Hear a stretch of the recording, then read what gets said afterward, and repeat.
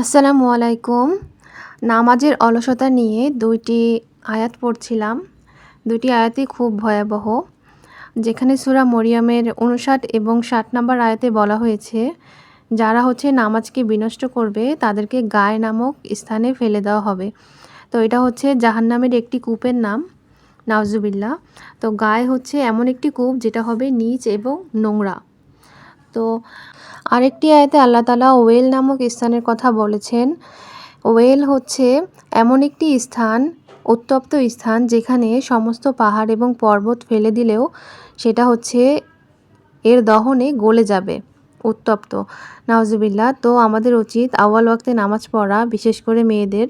আর এখানে আরও একটি আয়াতে বলা হয়েছে সূরা মুনাফিকুনের ৯ নম্বর আয়াতে, হে মুমিনগণ, তোমাদের ধন সম্পদ ও সন্তান সন্ততি যেন তোমাদেরকে আল্লাহর স্মরণ থেকে উদাসীন না করে দেয়।